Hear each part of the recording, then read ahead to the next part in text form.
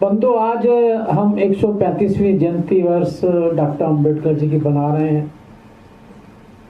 पहला ही ऐसा व्यक्तित्व है जिसको पूरा संसार बना रहा है। देश ही नहीं, शहर नहीं, संसार बना रहा है। और कोई ऐसे नहीं कि संविधान के निर्माता ही थे, बल्कि मैं समझता हूं कि विश्व को दिशा देने वाले थे।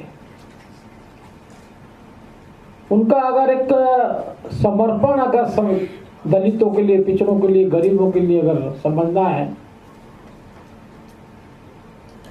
तो एक घटना से आप समझ सकते हैं कि जिस टाइम उनको गवर्नमेंट कॉन्फ्रेंस में जाना था, वहां पर बात रखनी थी दलितों की, पिछड़ों की, गरीबों की, असहायों की, मजदूरों की, किसानों की, कि उनके देश में क्या स्थिति है। और जिस समय उनको जाना था, उनके बेटे का देहांत हो गया। सबने कहा, उनके भाई ने भी कहा कि अंबेडकर रुक जाओ, इसका अंतिम संस्कार करके चले जाना। लेकिन अंबेडकर जी ने कहा कि अगर मैं गोलमेज कॉन्फ्रेंस में नहीं गया, अब तो एक बेटे का अंतिम संस्कार हो रहा है, करोड़ों बेटों का संस्कार हो जाएगा। और वो बेटे की लाश को वैसे ही छोड़कर सीधा गवर्नमेंट कॉन्फ्रेंस में गए। ये उनका व्यक्तित्व था। दूसरा व्यक्तित्व था उनका, मैं भारतीय हूं, पहले भी भारतीय हूं और अंत में भी भारतीय हूं। देश के प्रति समर्पण, राष्ट्रवाद और मेरा भारत। अनेकों अनेक बार ऐसी स्थिति से वो निकले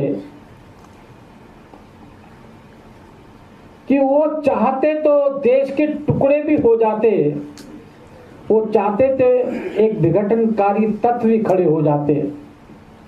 लेकिन उनके अनेकों अनेक जीवन की शैली के काम देखा जाए तो मोदी जी ने एक भाषण दिया था 2015 को, 26 नवंबर पार्लियामेंट में।